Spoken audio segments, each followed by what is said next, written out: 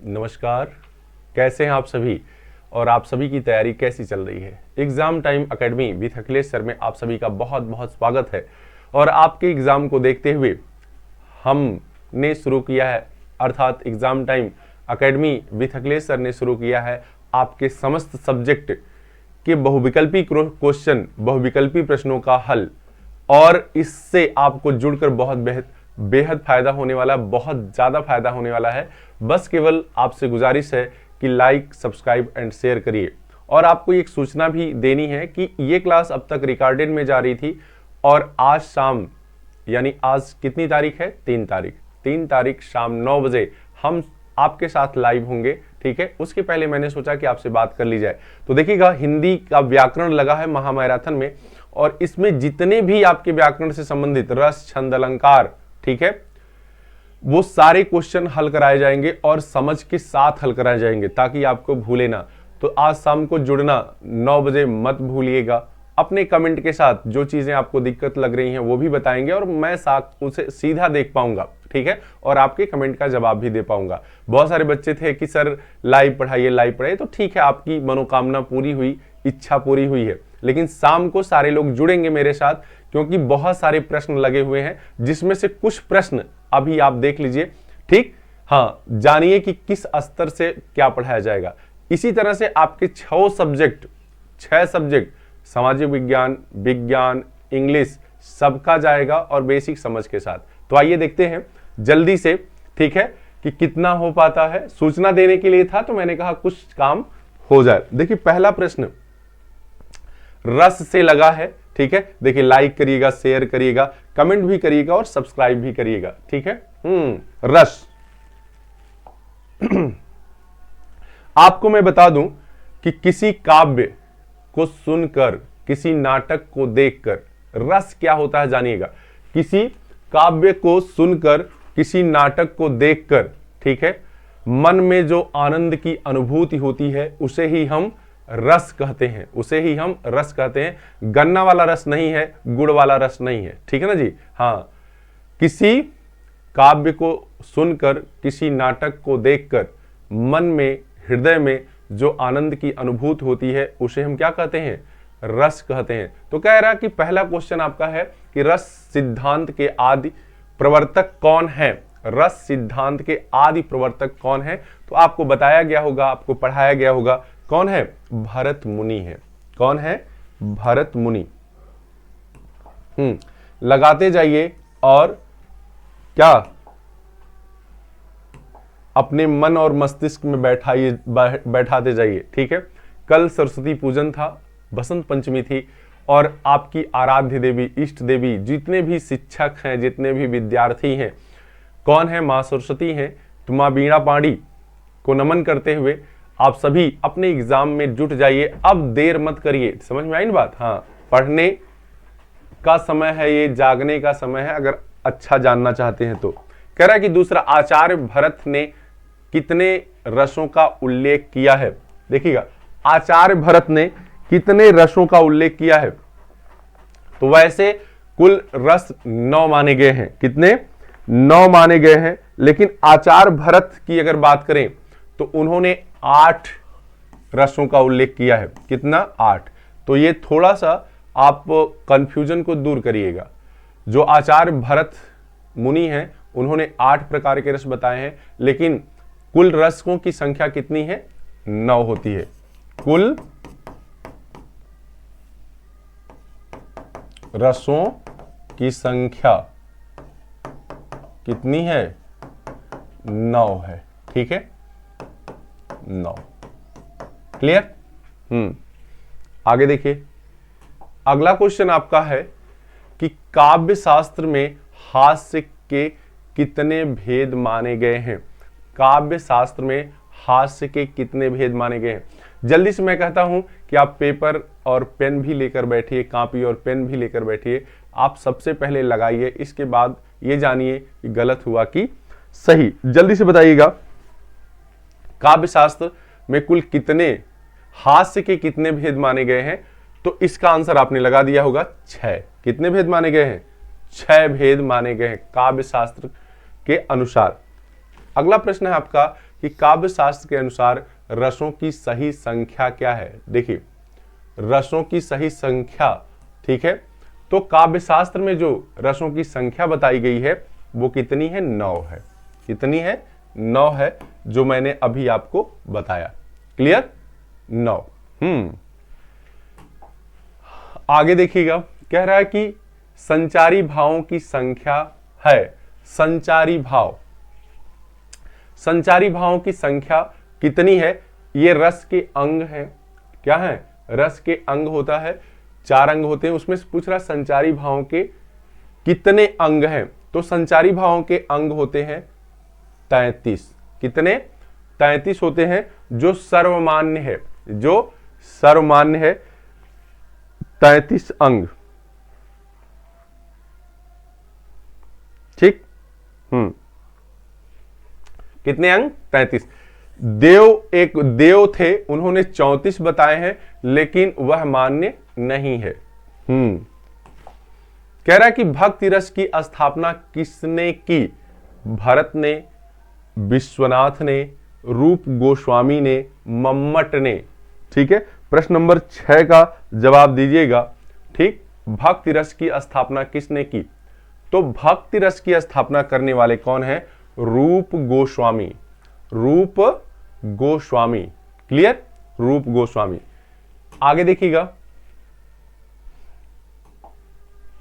कह रहा है कि रस का नाम बताइए। रस का नाम, ये एक सेंटेंस दिया रहेगा और उसको पढ़ने से जो आपको लगे, ठीक है, जैसा आप अनुभव करें वही रस उसमें होगा। कह रहा है कि जथा पंख बिनु खग अति दीना, मन बिनु फन करिबर करहीना, अस मम जीवन बंधु बिन तोही, जौ जड़ देव सिया वह माही।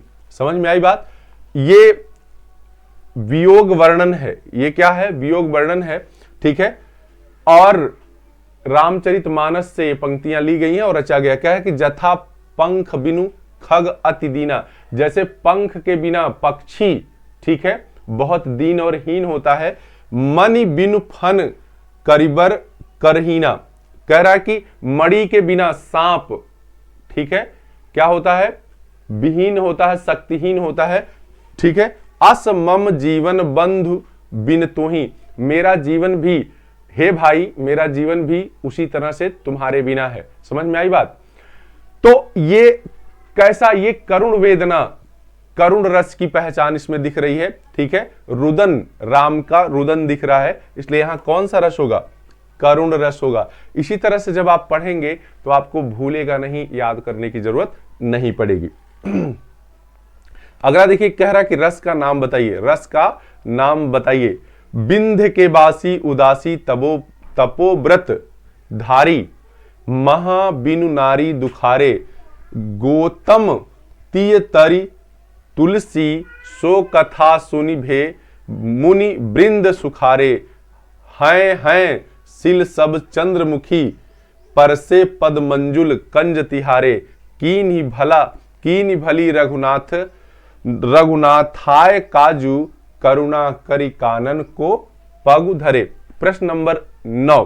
ठीक है, ये जब आपके गुरुजी पढ़ाए होंगे तो ये हास्य इसमें निकल कर आएगा। ये कब का वर्णन है, जब श्री रामचंद्र जी, ठीक है, वन में भ्रमण कर रहे थे और उन्होंने किसको, शिला को छुआ और वो नारी बन गई। ठीक है, श्राप लगा था। ठीक है, शिला नारी बन गई। तो जब वो केवट के पास पहुंचते हैं नदी को पार करने के लिए, तो यही सारे लोग कहते हैं कि हे भगवान, आपके पैर में कोई ऐसी महिमा है कि आप अगर शिला को छू दे रहे हैं तो नारी बन जाती है, हमारी नैया को छू देंगे तो यह भी नारी बन जाएगी, तो बड़ी दिक्कत हो जाएगी, क्योंकि एक औरत को पालना तो बड़ा कठिन है, हम दो औरतों को कहां से पालेंगे। ठीक है, ये हास्य की बात है। तो इसमें कौन सा रस है, हास्य रस है। ठीक है ना जी। हाँ, कह रहा है कि करुण रस का अस्थाई भाव क्या है, करुण रस का अस्थाई भाव क्या है। ठीक है, अभी मैं सारे अस्थाई भाव को लिख देता हूं, आप बिल्कुल भी दिक्कत में मत होइए। ठीक है, आपके जो 9 रस हैं सबके अस्थाई भाव देखिएगा। करुण, क्या उत्साह में करुण होगा? नहीं। ठीक है, शोक, हाँ तो यही है, वो पता चल जाता है। रति, ये श्रृंगार में है, श्रृंगार, रति का मतलब दरअसल प्रेम से होता है, और श्रृंगार कोई चीज अच्छी लगती तो उससे प्रेम हो जाता है। हास्य का भाई आपने देखा कि किसी चीज को देखने सुनने से जो हंसी आने लगे तो उस वहां हास्य रस होता है। इसका क्या है? शोक। ठीक है, इसी तरह से अगर मैं आपको बताऊं, एक तरफ यहां रस कर लीजिए ताकि यहीं आप क्लियर हो जाए, रस। ठीक है, इधर लिख लीजिएगा अस्थाई भाव। ठीक है, हर रस का अपना अपना अस्थाई भाव होता है। ठीक है, देखिए जैसे करुण रस, करुण रस है, पहले रस को लिखिए, इसके बाद अस्थाई भाव। अभी फिर दूसरा है शांत रस, तीसरा रौद्र रस,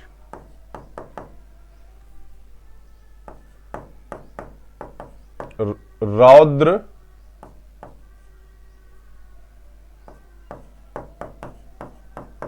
रस, चौथा आपका है कौन सा? हास्य रस, पांचवा यहां कर लीजिए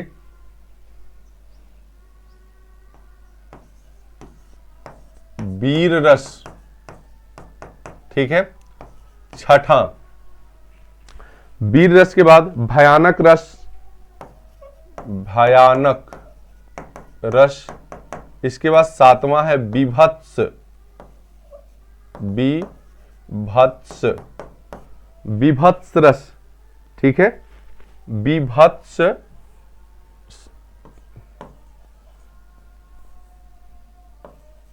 विभत्स रस। आठवां, विभत्स के बाद अद्भुत और अद्भुत, अद्भुत रस। इसके बाद देखिएगा आपका है 1 2 3 4 5 6 7 8, एक और लिख लीजिएगा कौन सा? वात्सल्य रस, वात्सल्य रस। ठीक है, अब देखिए करुण रस, एक एक का अस्थाई भाव आप लिख लीजिए। अस्थाई भाव बहुत इंपॉर्टेंट, बहुत बार पूछा जाएगा। करुण का अस्थाई भाव क्या है? थोड़ा सा इसको इधर कर लीजिए,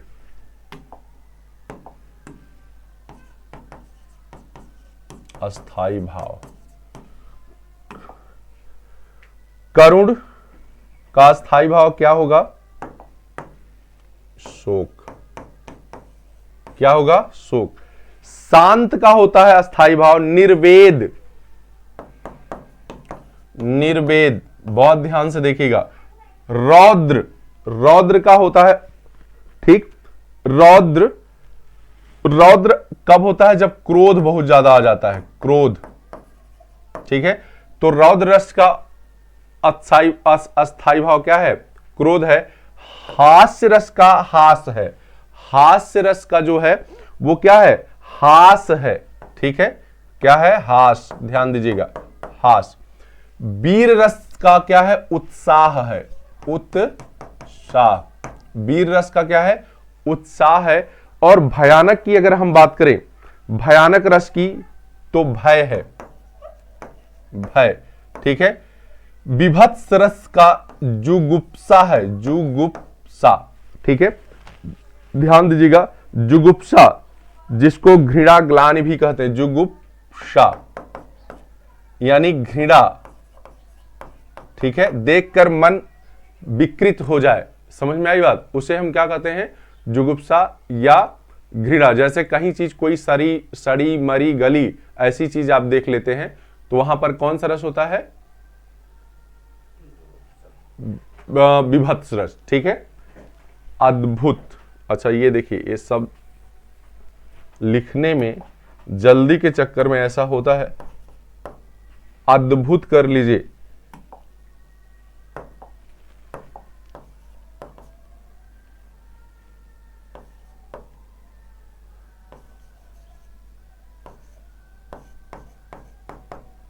हाँ, ठीक है। अब अद्भुत रस की अगर मैं बात करूं तो विस्मय या आश्चर्य, विस्मय या आश्चर्य होता है, विस्मय या आश्चर्य, ठीक है, विस्मय या आश्चर्य। और वात्सल्य की बात करें, वात्सल्य, ठीक है, वात्सल्य मतलब देखकर। वात्सल्य रस कब आता है? जब किसी बच्चे की क्रीड़ा को आप देखते हैं, ठीक है, कृष्ण के बाल रूप को देखते हैं, तो वहां पर क्या आता है? वात्सल्य रस आता है। और इसका जो अस्थाई भाव है वह स्नेह है। क्या है? स्नेह। तो इतना ही आपसे पूछा जाएगा, 2 से 3 बार आप देखिएगा, आपका एकदम 100% क्लियर होगा, ठीक है। आगे देखिए, कह रहा है कि हास्य रस का अस्थाई भाव। अब एकदम जबरदस्त तरीके से लगा जाएंगे। क्या है? हास्य है। हास्य रस का अस्थाई भाव क्या है? हास्य है। इसके पहले 2-3 बार आप उसको लिख लीजिएगा, क्लियर हो जाएगा। कह रहा है कि नाना वाहन नाना वेशा बिहसे, क्या है? हंसी वाली बात है। बिहसे शिव समाज निज देखा, को मुहीन विपुल मुख काहू, बिनु पद कर कोहू बहु बाहु। अब देखिए, मुखहीन यहां होना चाहिए।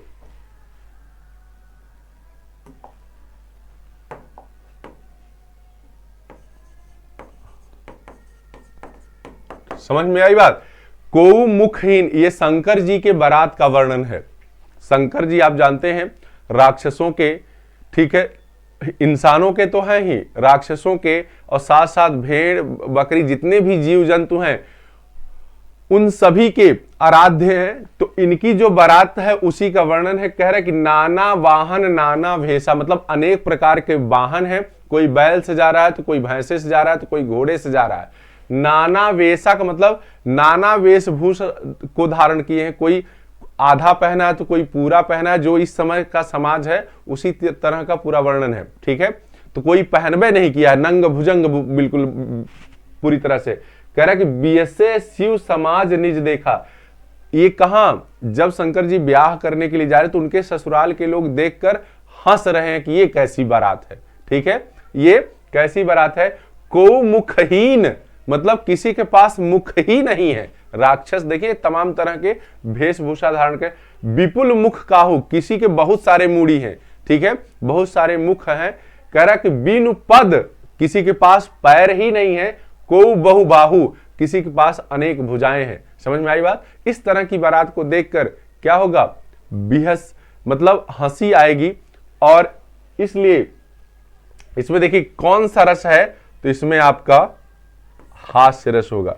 आप ऐसे जब पढ़ेंगे तो आपको कभी नहीं भूलेगा। आगे देखिए, कह रहा है कि प्रश्न नंबर 13, हां रघुनंदन प्रेम परीते, तुम बिन जियत बहु दिन बीते। उपर्युक्त पंक्तियों में प्रयुक्त रस आप एक बार ध्यान से पढ़िए और बताइएगा कि इसमें कौन सा अलंकार आपको दिख रहा है। हां रघुनंदन प्रेम परीते, तुम बिन, बिछड़ने की बात आ रही है। किसकी? बिछड़ने की बात आ रही है।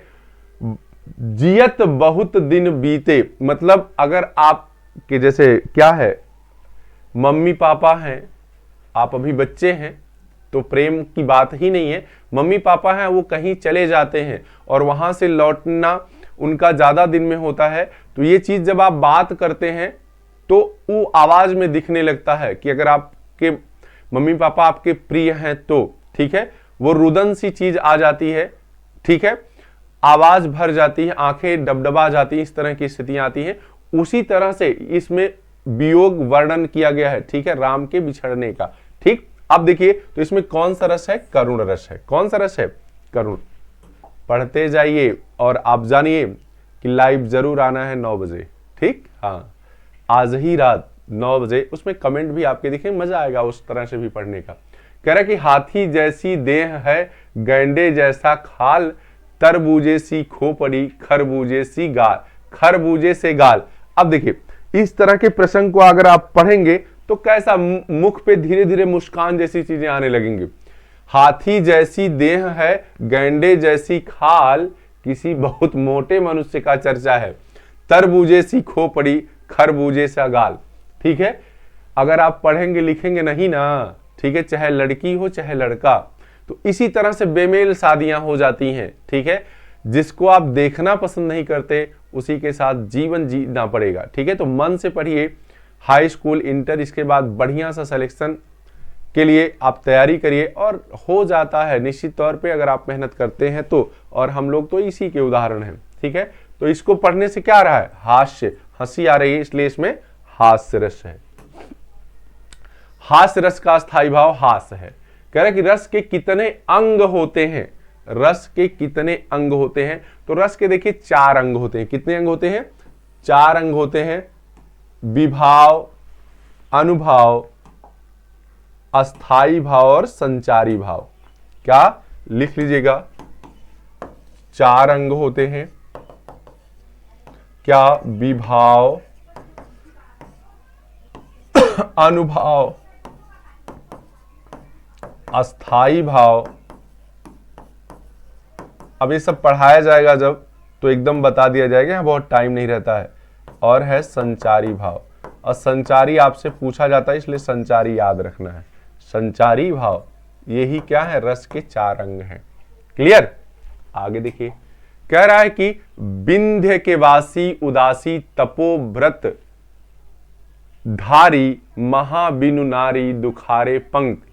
ठीक है, इसमें कौन सा रस है, इसको भी जब आप पढ़ेंगे, ठीक है, तो वही बिंद के वासी उदासी तपोबद्रारी महाबिनु नारी दुखारे, ये ऐसे प्रसंग का वर्णन है जहां ज्यादातर लोगों की बिंद के वासी उदासी तपोभद्रारी, जितने भी वहां तप करने वाले हैं वो नारी के बिना कैसे हैं, दुखारे, इस तरह का वर्णन है। और इस तरह का वर्णन हंसी के अनुसार, ये जब पूरी पंक्ति आप पढ़ेंगे, पूरी कविता, तो आपको क्या आएगी, हंसी आएगी, वहीं से छोटा सा अंश उठाकर रखा गया है। ठीक है, इसलिए भी इसमें कौन सा रस है, करुण रस है। ठीक है, सॉरी, देखिए क्या है, मैं हाथ से लगा रहा हूं, बोल रहा हूं करुण, तो ये हो जाता कभी कभी।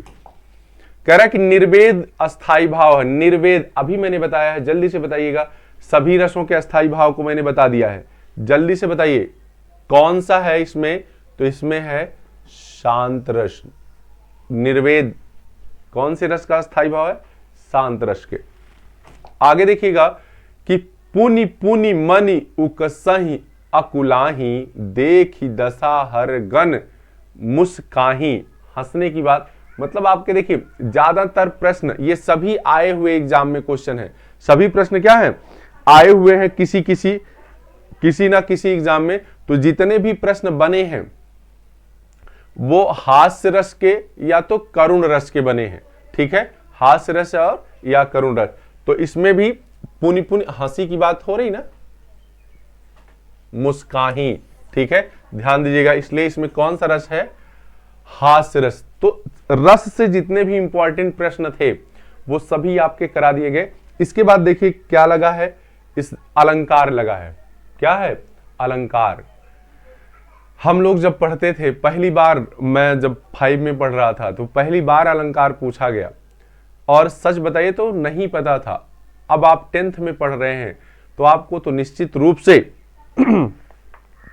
पता होगा कि अलंकार क्या है। अलंकार का अर्थ होता है आभूषण। क्या होता है, आभूषण। जिस तरह से मनुष्यों में, ठीक है, आभूषण शोभा को बढ़ा देता है, सुंदरता को बढ़ा देता है, उसी तरह से अलंकार जो है किसी काव्य, ठीक है, किसी काव्य चाहे वो किसी भी रूप में लिखा गया हो, ठीक है, अगर उसमें प्रयोग कर दिया जाता है तो उसकी शोभा बढ़ जाती है। ठीक है, क्या, उसकी शोभा बढ़ जाती है। अब आइए, तो आपसे अगर कोई पूछता है कि अलंकार का क्या अर्थ है, अलंकार किसे कहते हैं, तो आप कहिएगा अलंकार का अर्थ आभूषण होता है, किसी काव्य की शोभा बढ़ाने वाले तत्वों को ही अलंकार कहते हैं। काव्य की शोभा बढ़ाने वाले तत्वों को ही अलंकार कहते हैं। ठीक है, अब काव्य की शोभा कैसे बढ़ेगी? क्या उसमें घुंघरू घंटा लटकाया जाएगा? क्या उसको पायल और पैजनियां पहनाई जाएगी? नहीं, शब्दों का इस तरह से, ठीक है, हेरफेर किया जाता है, ठीक, बैठाया जाता है कि वह अपने आप में पढ़ने में अच्छा लगने लगता है, उसका अर्थ सुनने में अच्छा लगने लगता है। ठीक है ना जी, इसीलिए अलंकार के भेद भी बताए गए हैं। ठीक है, अलंकार के भेद, कि अलंकार के मुख्य रूप से दो ही भेद थे, लेकिन एक तीसरा भेद भी आ गया जहां दोनों आ पाए जाते हैं। एक शब्दालंकार होता था, एक अर्थालंकार होता था। शब्दालंकार जहां शब्द के माध्यम से चमत्कार उत्पन्न हो, ठीक है, शोभा बढ़ाई जाए, उसे शब्दालंकार कहते थे। और जहां अर्थ के माध्यम से चमत्कार उत्पन्न हो या शोभा बढ़ाई जाए, उसे अर्थालंकार करते। एक होता है उभया अलंकार, जिसमें दोनों के गुण पाए जाते हैं। ठीक है ना जी, आइए जो भी आगे आता जाएगा उसकी चर्चा की जाएगी। कह रहा कि अलंकार का शाब्दिक अर्थ क्या है। अभी देखिए मैंने उतने में ही सब कुछ बता दिया है। आभूषण लगा दिए होंगे आप, इसका शाब्दिक अर्थ क्या है? आभूषण है। तो मैंने कहा नहीं कि आपको ना केवल बहुविकल्पी हल कराया जाएगा, बल्कि बेसिक समझ आपको दे दी जाएगी कि एग्जाम हाल तक झंझनाता हुआ जाएगा, जैसे आप देखेंगे तुरंत मार देंगे। इसीलिए एग्जाम टाइम एकेडमी में आप जुड़िए और अपने ज्ञान को और आगे बढ़ाइए, ताकि एक एक तीर ज्ञान रूपी जुटाइए तर्कश में, ताकि एग्जाम रूपी युद्ध को बहुत आसानी से आप जीत सकें, लड़ सकें। अलंकार कितने प्रकार के होते हैं? देखिए मैंने अभी बताया कि अलंकार मुख्य रूप से दो प्रकार के होते हैं, लेकिन तीसरा प्रकार भी आ गया है, तो यहां तीन सही होगा। क्या सही होगा? तीन। देखिए कौन कौन सा? एक होता है शब्दालंकार अलंकार, ठीक है, दूसरा होता है अर्थालंकार,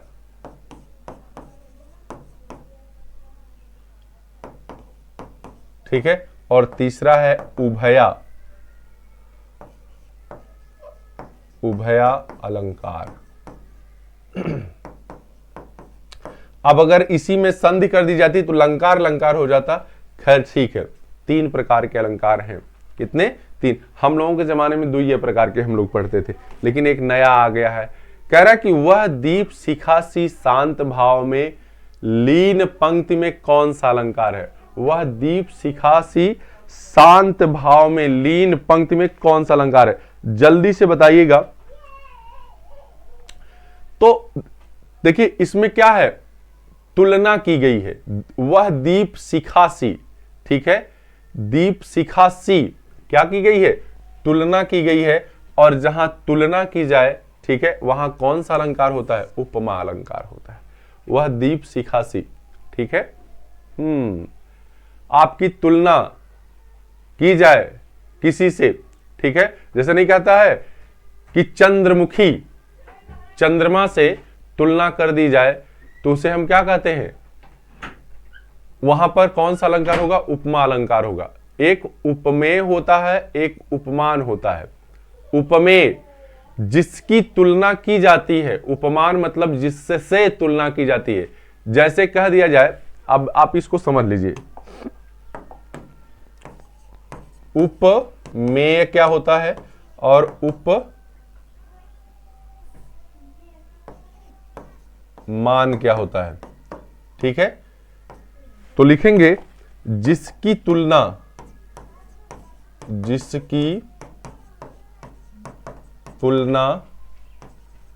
की जाए, और इसमें जिससे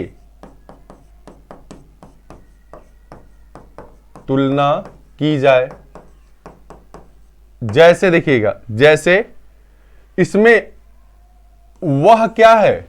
वह है उपमेय, उपमेय। और दीप शिखा क्या है? उपमान है, उपमान, उपमान। अगर मैं ऐसे कह दूं कि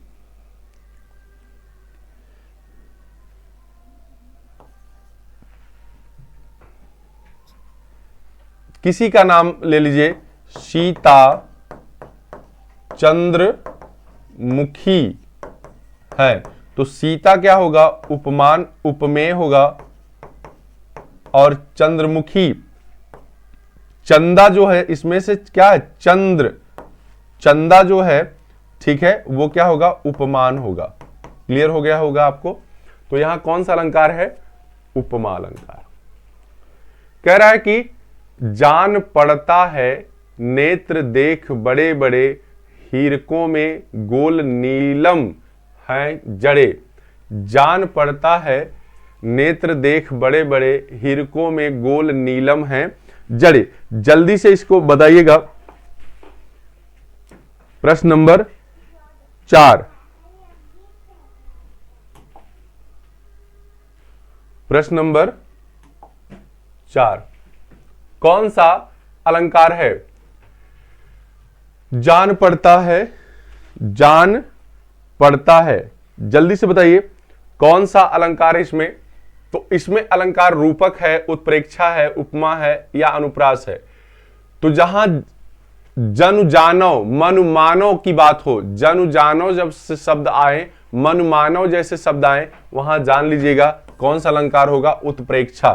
ठीक है, हम लोगों के जमाने में एक बहुत चर्चित दोहा हुआ करता था, सोहत ओढ़े पीत पटु श्याम सलोने गात, मनो नील मन शैल पर आतप पड़े प्रभात। ठीक है, तो यहां देखिएगा जनु जानो वाले शब्द आए हैं। ठीक है, इसलिए यहां पर कौन सा अलंकार होगा, आपका उत्प्रेक्षा अलंकार। क्लियर। उपमा अलंकार के कितने अवयव होते हैं, उपमा अलंकार के कितने अवयव होते हैं, जल्दी से बताइएगा, आपको बताया गया होगा। उपमा अलंकार के कितने, तो इसका आंसर जो है वो कितना है, 4 है। कितना, 4 है। क्या क्या होता है अब देख लीजिएगा। चारों का नाम मैं आपको लिख देता हूं ताकि कोई पूछे तो आप बता सके। तो एक तो हो गया उपमेय, दूसरा हो गया उपमान। ठीक है, उपमेय उपमान अभी मैंने आपको बताया है। ठीक है, उपमेय और उपमान। ठीक है, एक होता है वाचक धर्म। ठीक है, और अगला होता है कौन सा, साधारण धर्म। इन्हीं 4 आधारों पर क्या है, उपमा अलंकार को पहचाना जाता है, साधारण धर्म। क्लियर। राइटिंग पे मत जाइएगा। ठीक, राइटिंग और अच्छी लिखी जा सकती है लेकिन समय ज्यादा चला जाता है। कह रहा है कि अंबर पनघट में डुबो रही है, तारा घट ऊषा नागरी। पंक्ति में कौन सा अलंकार है। अब ध्यान से पढ़िए पंक्ति को, प्रश्न नंबर 6। ठीक है, अंबर पनघट में डुबो रही है, अंबर पनघट में डुबो रही है, तारा घट ऊषा नागर पंक्ति। अब मैं बता दूं, उपमा और रूपक में बहुत कम अंतर होता है। जहां पर तुलना की जाए वहां तो उपमा होता है, लेकिन जहां पर वही चीज मान ली जाए, ठीक है, अंबर पनघट कह दिया गया, अंबर को क्या कह दिया गया है, पनघट कह दिया गया है डायरेक्ट। जैसे हम लोगों के जमाने में बहुत चर्चित होता था, ठीक है, चरण कमल बंदों हरिराई, चरण कमल बंदों हरिराई, मतलब कमलवत रूपी चरण। ठीक है, कमलवत रूपी चरण। ठीक है, तो यहां कौन सा अलंकार होगा, रूपक। कौन सा अलंकार होगा, रूपक। ठीक, अभेद रहित वर्णन है ये। कह रहा है कि जब उपमेय और उपमान में भेद होते हुए भी दोनों में अभिन्नता प्रकट की जाए तब वहां कौन सा अलंकार होगा। मैं अभी आपको ये बताया था, अभेद मतलब दोनों में भेद है, दोनों में अंतर होता है। कमल क्या है, चरण क्या है, दोनों अलग अलग चीजें हैं, लेकिन दोनों को एक ही बता दिया जाए। ठीक है, दोनों को एक ही बता दिया जाए तो वहां कौन सा अलंकार होता है, रूपक अलंकार होता है। कौन सा अलंकार होता है, रूपक। आइए, कह रहा है कि जो वाक्य में प्रयुक्त होकर उसके अर्थ को चमत्कृत या अलंकृत करते हैं वे कहलाते हैं। वाक्य में प्रयुक्त होकर उसके अर्थ को क्या करें, चमत्कृत करें या अलंकृत करें, उसे क्या कहते हैं। तो जो ये बात क्या करेगी, अर्थ।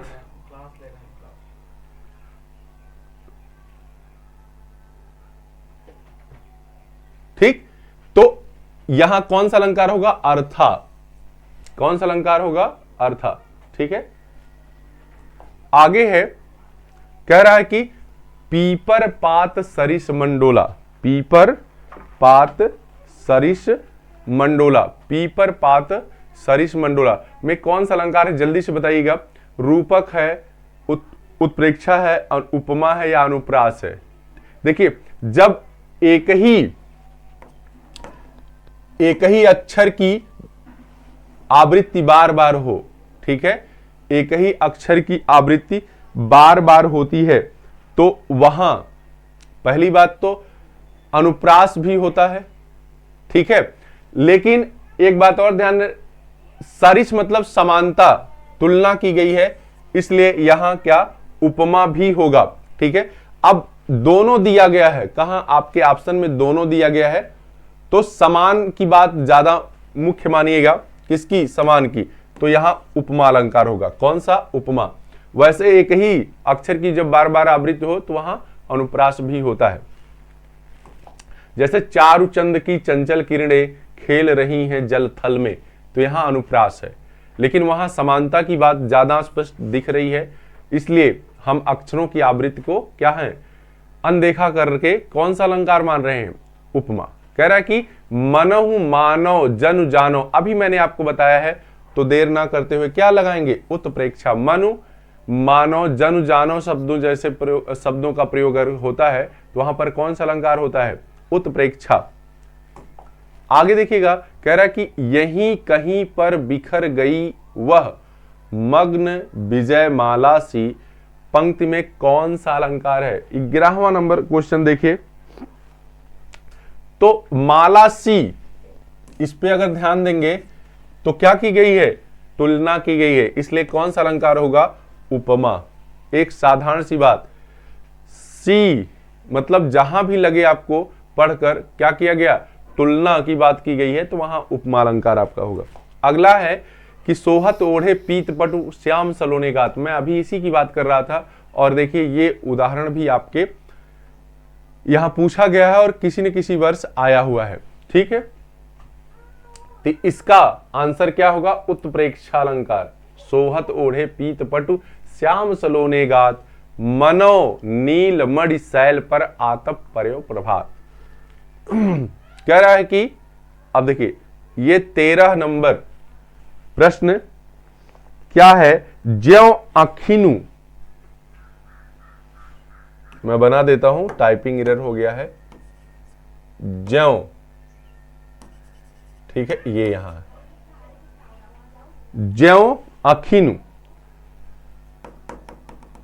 ज्यों आखिनु सब देखी हैं, आंख न देखी जाए, उपयुक्त पंक्ति में कौन सा अलंकार, हालांकि बहुत कम कर दिया है, थोड़ा सा और इसे देखना चाहिए था। ठीक है, ज्यों आखिनु सब देखी हैं, आंख न देखी जाए। ठीक है, तो इसी शब्द से आप पहचान जाएंगे कि इसमें भी कौन सा है, उत्प्रेक्षा अलंकार है।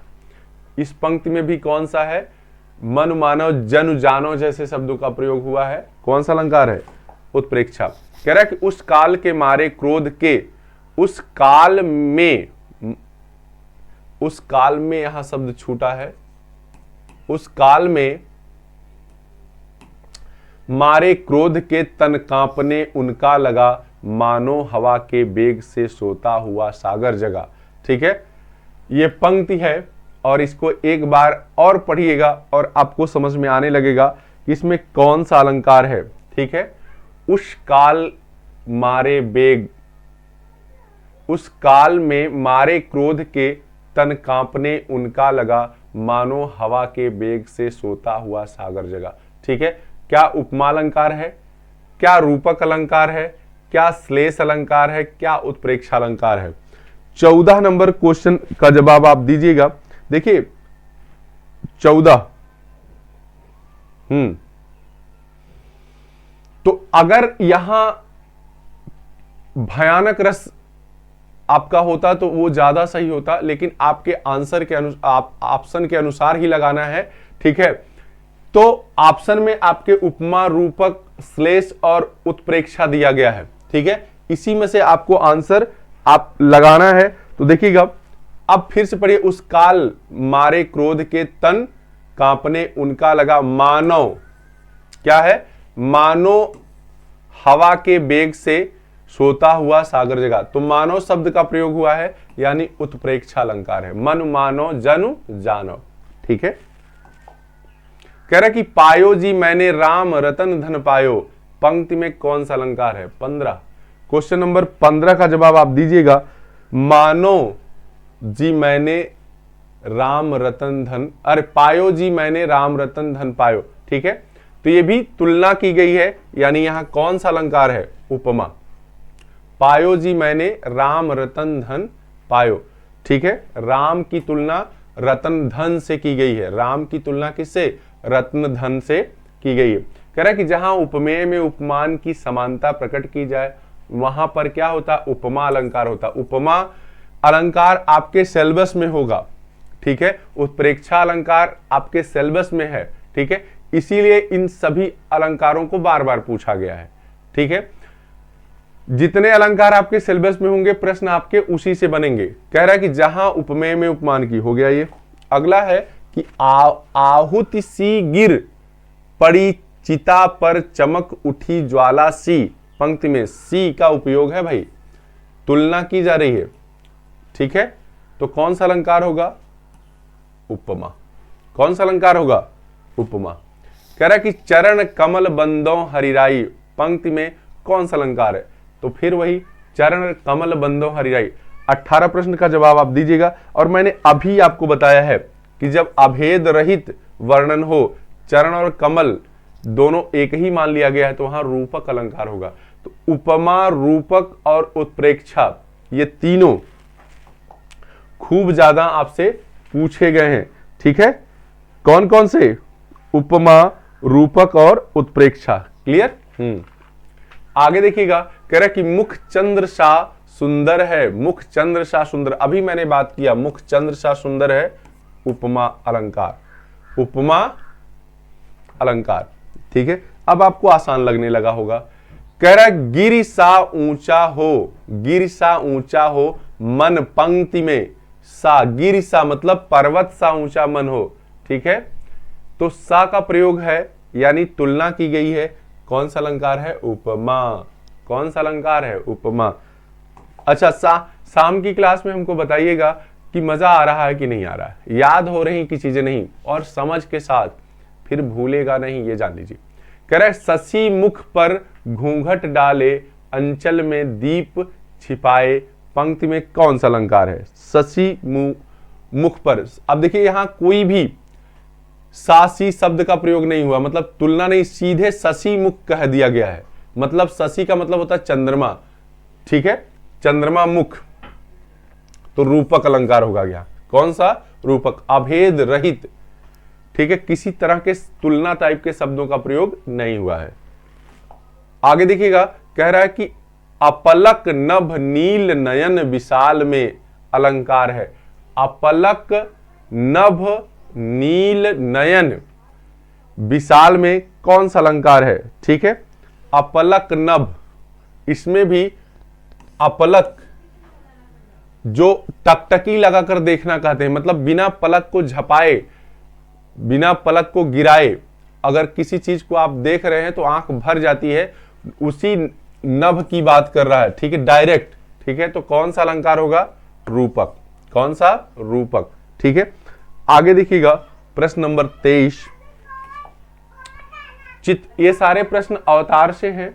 आप कोई भी सीरीज पढ़ रहे हो, इतना मैं आपको स्पष्ट कर दे रहा हूं, चाहे काका टेनियर पढ़ रहे हो, चाहे अवतार पढ़ रहे हो, या कोई भी पढ़ रहे हो, जो बताया जाता है, ठीक है, वो सारे में प्रश्न लगभग सेम है। एक दिन एक बच्चा कमेंट किया था कि सर मेरे पास तो काका टेनियर, आपके पास कोई भी सीरीज हो, ठीक है, जितना आप यहां देख रहे हैं, एक आध क्वेश्चन ऊपर नीचे होगा, बाकी समझ आपको दे दी जाती है, तो आप सारे प्रश्न क्या कर जाएंगे? आराम से कर जाएंगे। सीरीज की चिंता मत करिए, ठीक है। चित्रकूट जनु अचल अहेरी, पंक्ति में कौन सा अलंकार है? 23 नंबर जनु जानो, एक लाइन आप पकड़िएगा, जनु जानो, उत्प्रेक्षा अलंकार। कौन सा? उत्प्रेक्षा अलंकार। तो हमने रस की बात कर ली, हमने अलंकार की बात कर ली, ठीक है। आगे आपका लगा होगा छंद, लेकिन अब इसे हम शाम को लाइव देखेंगे। क्या? लाइव देखेंगे और आप जुड़ने का प्रयास करिएगा मेरे साथ, यानी अखिलेश वर्मा के साथ, रात 9 बजे आज 3 तारीख को, ठीक है।